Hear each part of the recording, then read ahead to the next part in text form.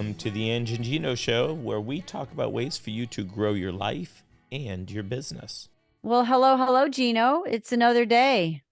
Another day. Actually, it's part 2 of the same day. Well, But yeah, for our but it's listeners, there's still been another day. a week in between. But we decided we ended our last podcast on, you were starting to get into a subject that I want to go a little deep on, and I know we're running out of time because we Yeah, don't want these to be, 90-minute podcasts.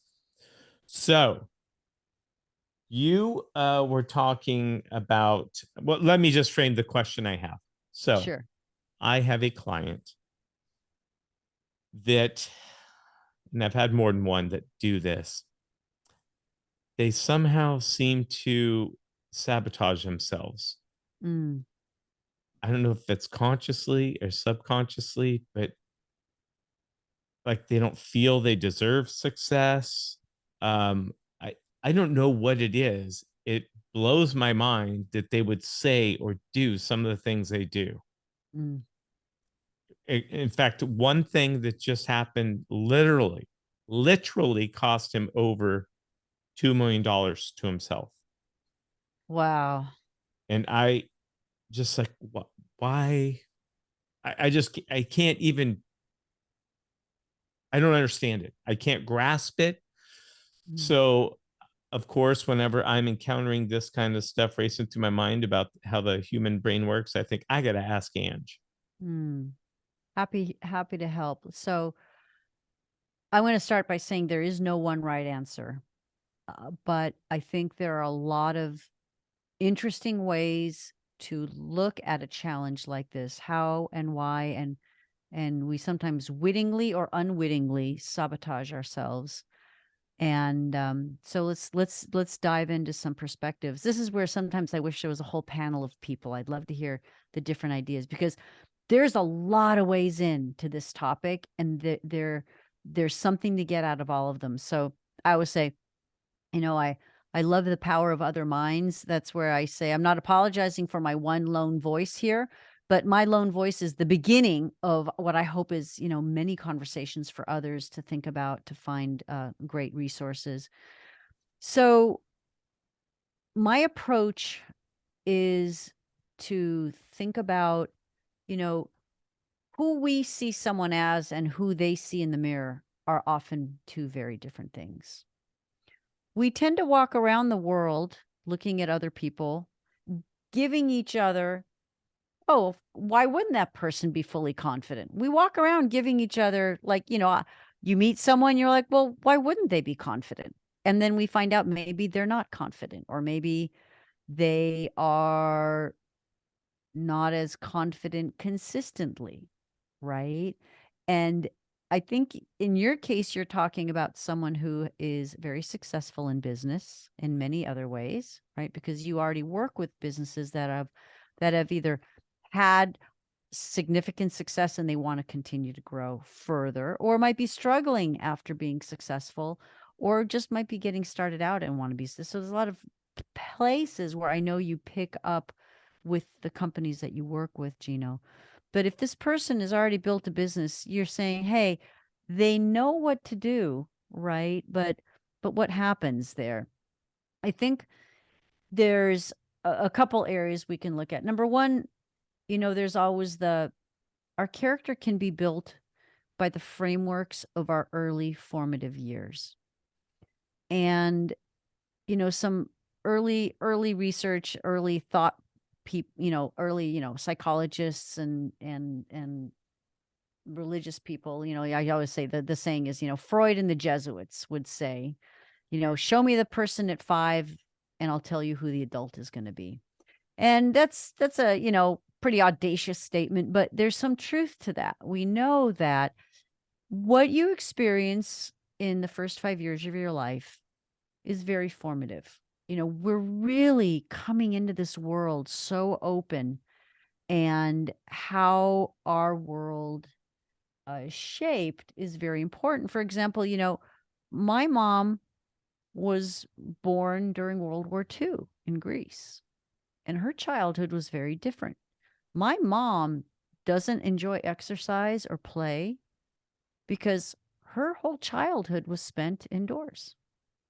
90% of her time was spent indoors because she was in wartime Greece. So I look at her, and as she's aged through life, she's never enjoyed exercising. And as you know, watching her age, I'm like, Mom, if you could just exercise a little. So, but I think about, what her early formative years were like. It helps me understand her much better. Right. So now it takes a psychologist to safely unpack someone and understand those first 5 years. So that's not work that everybody always does.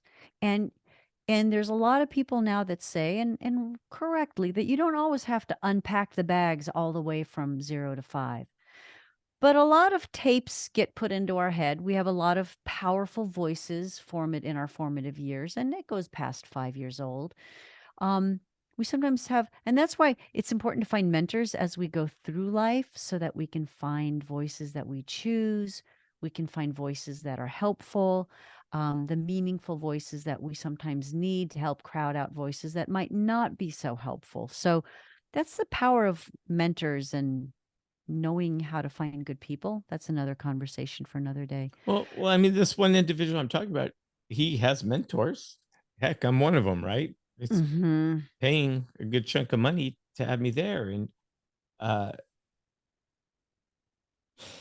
I still, for life me, don't understand why someone would. I Yeah. don't want to say, you know, I don't want to anyone to that I know to hear this and be able to piece together who I'm talking about. Um, but that to have to have a great opportunity presented to you Mm. and be coached on here's how you handle this, here's how you present yourself, here's what we do, Mm. and kind of just take a lackadaisical approach instead of Yeah. the, you So know, okay, so we talk about that moment where it happened. So there's something I do that I think helps. So something happens, it's not successful, and you see it as not having been successful. It's clearly not successful. He lost $2 million. But the question is, you know, has he had an opportunity to kind of debrief it? Does he yet understand that he sabotaged himself? Whether he uses those words or not, does he understand that there's an opportunity that's been missed? Would you say he understands that? as of right now, he has to understand it. But But okay, so but listen how you're even yeah, saying that. So the question is, you're saying, God, he must, but we talk about the power of a blind spot, right? We a lot of people hide a lot of stuff in the blind spot. We talk about the blind spot is the part in your mirrors in your car that the mirrors don't show you everything around your car. You got to turn around and actually look, because sometimes you can change lanes and there's a car and you couldn't even see that car. That's a blind spot. And we all have blind spots as human. The less work we do on ourselves, the bigger the blind spot. So something like this might be in a blind spot for him. The question is there a way to have a conversation with him to help him understand what well, happened? we've had those conversations, and this is still kind of going on. So it's a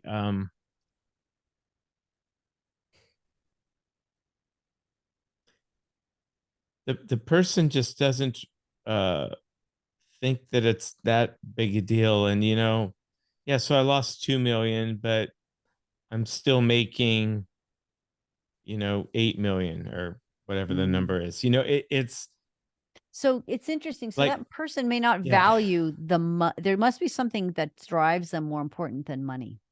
It's very interesting, because that's yeah. either y- that or that's how he, you know, so there may be something. Look, we say in psychology, everything is multifactorial, meaning everything has multiple causes, multiple solutions. So, um, I always say, I'm kind of like a dog trying to figure out how we're going to dig a hole under this fence, right? There's a way to figure this out and support him. But so number one is there may be something that's more important to him right now than those deals, uh, could be Well, some. I don't know, That's obvious, but there's other people that this is affecting that would have, in a yes. negative way. So put Yeah. this way, there's other people that have lost, you know, Interesting. Well, same so one. okay, so this Yeah. was not this was not a decision that he independently owned and was impacted by, that this also impacted others. Yeah. But he was the person that got to make the decisions and say the things and have this approach during Mm.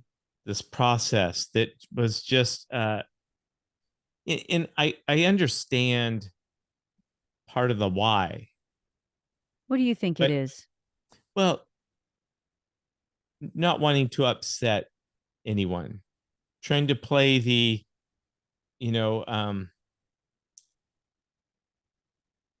make everybody happy. Mm. But this was not a situation where you make everybody happy. This is a situation where it's this is a once in a lifetime opportunity. Mm. You capitalize on this opportunity to the best of your abilities. So you're touching on something that can really get in people's way at the wrong time sometimes. And that is, we all have to some degree a people pleaser in us. In fact, when we know that people don't have any people pleasing qualities in them, they can be really difficult to be around, and they can be anywhere from clueless to narcissistic. So, people without, you Yeah. need some people pleasing. But the key in life is be everything you can be, but have a knob so that you can dial it up and dial it down, right? That's perfection, is being. Now, does he have a people pleaser side of himself that he doesn't know how to control? Was he aware that his people pleasing side was getting in the way at that moment? What are your thoughts on that? Yeah. I don't think it was that I don't think he really believed in the potential outcome, even though he was warned of if you don't do this, if this could be what Mm, happens. And that is what ended up happening. wow. And it's just like, Mm, I'm from my job in yeah. coaching him, I'm angry that like, why didn't we do these Mm. things? Had we done these things that I've been saying, a lot You of would have this been he may, would have been capable of coming good on this. So let me yeah, ask you this. Was this so this wasn't like a direct formula where 2 plus 2 equals 4 and he knew exactly what would happen or not happen. It sounds like he didn't necessarily understand the opportunities or the costs. They weren't laid out. It wasn't a sure thing that it would be as bad as it was, but it did turn out to be exactly as you thought it would be. But he didn't see it the same way you did. right. Or didn't really seem to care that much. Because Mm, in the end, and this is where money probably isn't that important, still many people would say, oh my God, he came out great. How fortunate. Very few people ever get to have that opportunity, which is true. Yet wow. he cost himself and others millions of dollars. And this isn't like in sales, I'm talking direct out of your pocket Oh, millions of dollars. And in so today's it's economic environment, that's painful. That's painful. beyond understanding right now with what's going on. So, Well, uh, given it's unfolding, you may find in these subsequent conversations, um, a little bit more about what might have been going through his mind. Um, I think, this decision has gone by the wayside, but if there's others that are coming, it could be very valuable for him to learn to do a debrief, kind of a little, we all can do a little Monday morning quarterbacking. So what is it? We say dwell on the past long enough to learn what you want to do again and what you don't want to do again. And then be in the present, and don't try to control the future. What is it? Never make plans, but always be planning, right? Think about the future, but yeah, if you can help him think about the future, like, hey, if you could play this out again, what would you do different?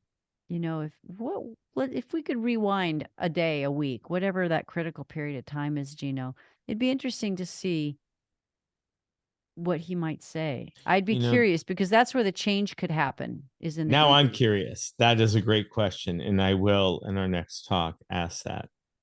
Yeah, because when I've helped people through that, they might say, you know, I didn't really think that that was possible. There might be like different steps or I didn't believe it would really happen. All kinds of answers come in, and it still doesn't make it any better. But if you're intent on helping the person grow from the experience, it is helpful to understand it, not to make them feel bad, but to help you understand what doors can you open for next time, right? Because I know for you, you take great pride in seeing your clients, your companies through this very successful, through very successful journeys. And, this was a 3-pointer that he just didn't even take, right? What is it? You miss Yeah. 100% of the shots you don't take. He didn't Yeah. take the shot, did he? Yeah. Well, I think if you're to talk to some involved in this, they might say he handed the ball to the opponent. There you even You know, worse, right? yeah, Oh, wow. yeah. So I just And so, but let me tell you also, as a psychologist that does, this memory work, like sometimes I don't know the age of the person, but if they're over 50, there may be what we call organicity. There may be some, executive functioning is the first thing to go. The executive functioning of the brain is the orchestra conductor that coordinates all the subtle decisions. I've worked with family owned companies where the owner has started to have some executive functioning losses, and it has been incredibly difficult to, I mean, they've had, I had one client where half the management team had quit, and it was down to like family trying to wrest the company away from, it was the matriarch was built and ran the company. And she was lucid enough, but the symphony conductor was just one beat off, and that's all it took for bad decisions to fall in. So you got to look everywhere, and sometimes to assume poor motivation or self-sabotage. Like if they're in a certain age, that's why I talk about, companies need to have they have executive physicals, but they don't always include a brain check for brain health, and that's oh wow. testing and imaging. Testing and imaging. You can't just do a test, because depression and anxiety and stress causes poor concentration, so you don't do well on neuropsych tests. But you got to do brain imaging to see what's happening in the brain. Hmm. And with the epidemic dementia that we have, I am telling you, this shows up in business after business more often than you think. Yeah, I bet. Now I haven't really witnessed that. And it seems to me that again, my clients, the ones that are the older, uh, their bodies give out way before the minds do. Mm, That meaning they're just tired, they want to go have fun, and um, yeah. they're still fun to talk to. So I haven't witnessed that be the case in my circle of influence yet.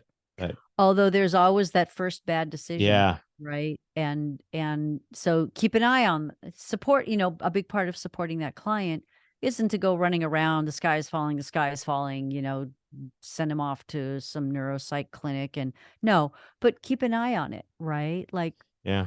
you Well, just this want to guy track is it. not that old though either. So it's If he's over 50, he's not. okay. Oh, Yeah, well, yeah, yeah, then yeah. maybe he's immature.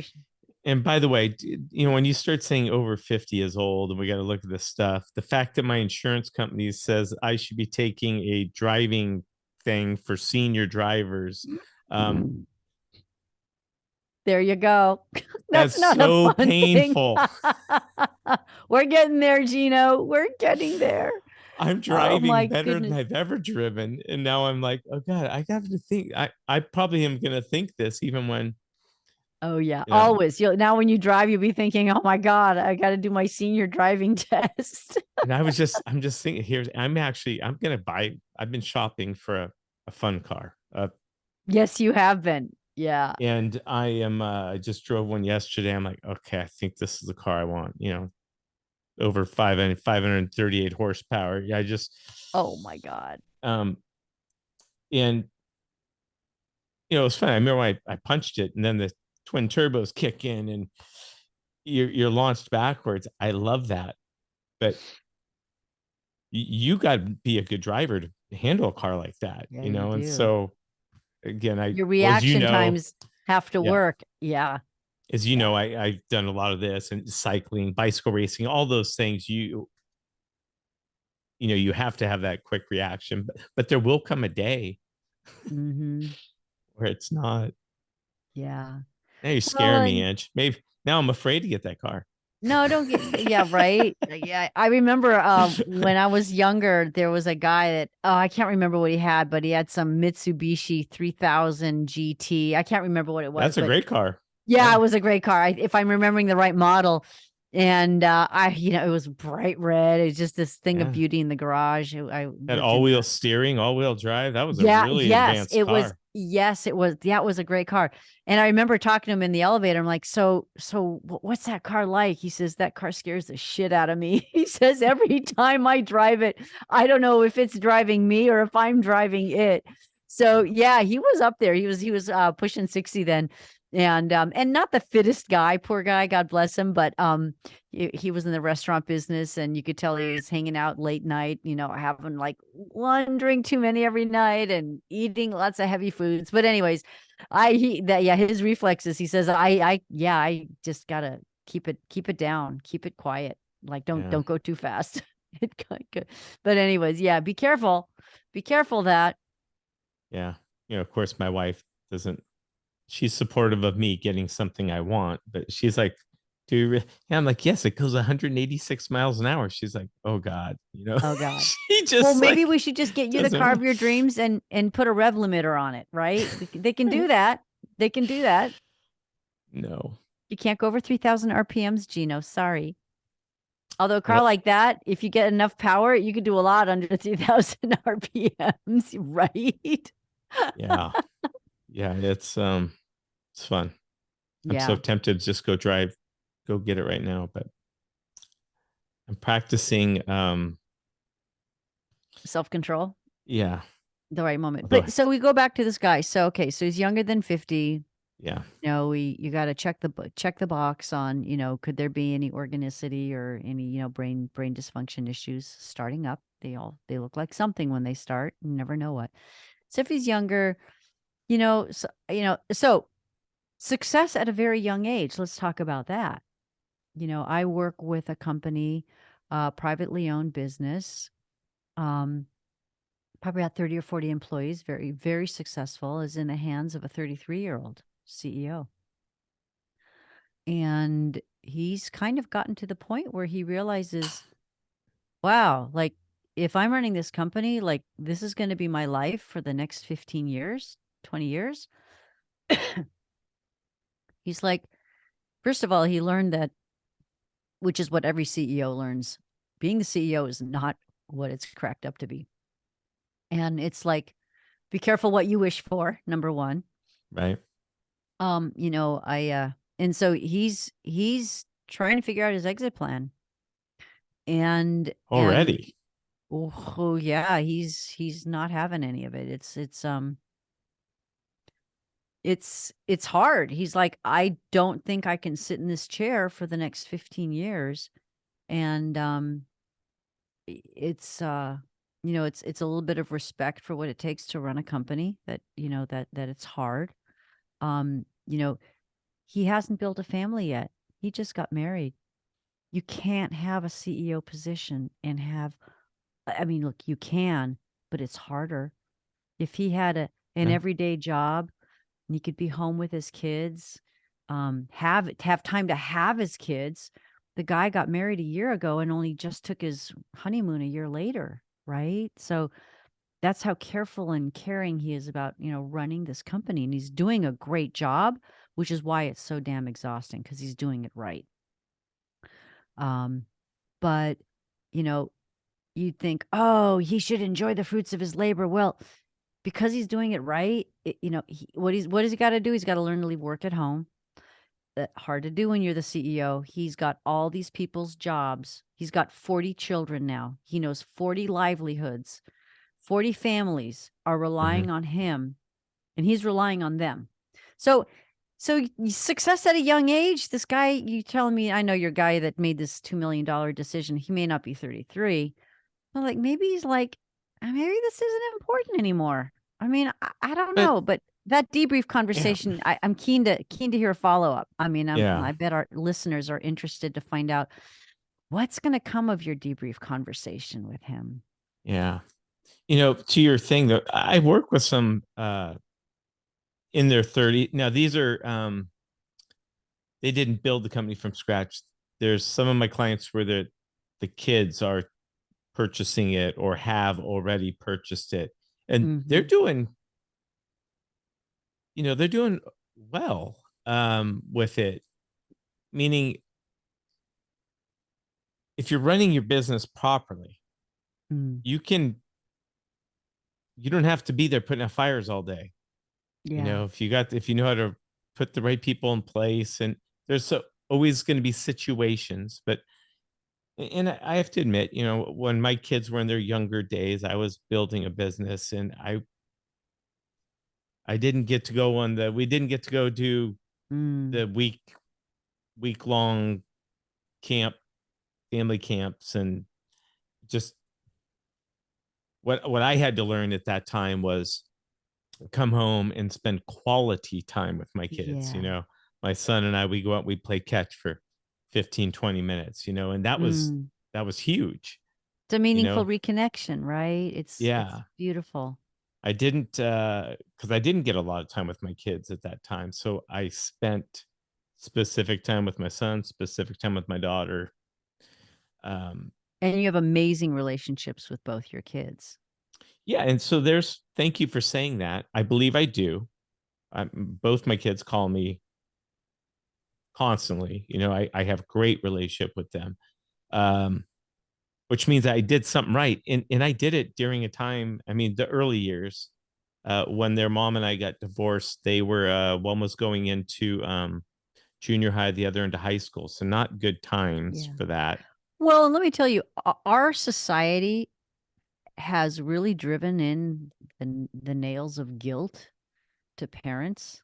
You know why? Because they wanna sell us stuff to help feed that guilt, right? Like, "Oh, your kid needs this training program because, if they don't have enough relationships with you." Like, I'm telling you, we are a country that is feeding off of the need of us to be like each other. Like, humans are social creatures. We survived by doing things together and banding together. So now you got to drive the right car. Well, I got to get that car too. That's a survival mechanism that they're playing on. So, you know, kids are very resilient. And, there are cultures where kids don't spend a ton of time with their parents, or they do. And it's very workaday and very, very busy. Like, we study kids on, psychologists have studied kids living on kibbutzes in Israel, where the kids don't even live with their parents every day. They visit their parents on the weekends, and the kids live Hmm. in children kibbutzes where they go to school. And those kids are as healthy and as socially connected and actually work more cooperatively on games. They have these games that they give children in different cultures that can either go cooperative to get solved or turn into competition. And the kids that lived in these kibbutzes in Israel always moved into competition. The American kids always moved into, excuse me, I said it backwards. The kids in the kibbutzes always moved into cooperation, and it was the American kids that always pushed into competition. So it's driven into our culture. So we're also driven into our culture that, like, oh, the guilt, you're not spending enough time with your kids. Like, okay, well, so take them to the ball game, or so go buy them this toy. A lot of work that I've done is with the families, and through this research, I did a research project with motherhood. When I was in Australia, I taught at university for almost 2 years and ran this study. And it was very interesting that, look, humans raise amazingly complex creatures that take a long time to mature. So Mother Nature builds in this guilt because it's Mother Nature's way of saying, hey, if you're not paying attention to this kid, we want you to feel bad so that you pay more attention to the kid. So a lot of consumerism plays on that guilt. I'll stop there because I don't want to belabor the point, but you are exhibiting something that's very normal for a lot of parents. And if you look at how healthy your relationship with your kids is, 15 minutes of a really good game of catch with intentionality and presence is enough. Because Yeah, there's a lot of parents out there working hard now, making ends meet, and they probably have kids that understand and respect a work ethic. Because remember, kids don't do what we say, they do what we do. And yeah. hardworking So parents are I models. wasn't I wasn't trying to come across as I feel guilty about it. My intent was to make the point that you can run a business. You can be the Yes. boss and have a relationship with your kids. You can do it all. Um, Yeah. And I but will not agree with you. 100% of the time. So we're There's arguing the times you same have to point. work. Yeah. It's a balancing act, right? Sometimes Yeah. you get off a little off balance and you bring it back to center. But yeah, exactly. I'm right in there with you. You can do it all. It doesn't mean you don't feel like crap at the end of the day sometimes, stretched, tired, whatever, but that's life, right? But And you that's what your can 30s are for. exactly. That's what all that energy's for, right? Yeah. So yeah, no, but I love that. I love that you built a business in your 30s. And I just listened to this beautiful interview on the podcast of Deepak Chopra on is it Diary of a CEO, DOAC? Great. That was a particularly good podcast.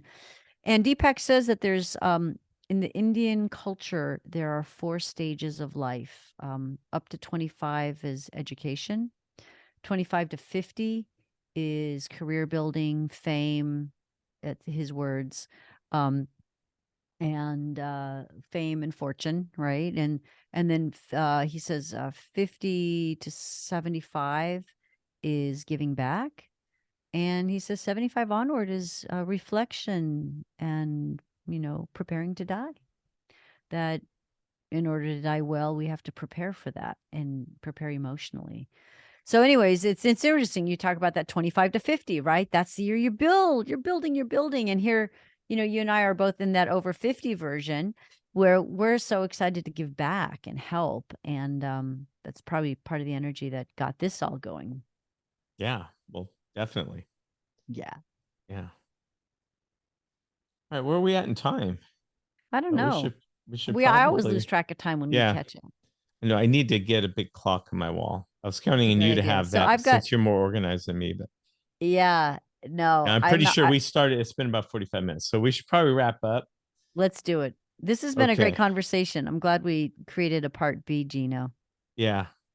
And there's always more places Mm-hmm. to go. Hope it's as fun to listen to as it is to participate in. I hope if we don't have answers for people that we help them ask the right questions, because I don't think the answer is as important as pondering the question, which is why I think AI is not going to be everything, because the better the question, the better the answer. And I think the power's in the question. Anyways, Yeah. I'll stop. I'll stop. All right. So until next time. Until next time, we hope to see you there. We hope you're with us along for the ride. All right, Ange. Talk to you next time. Take care, Gino.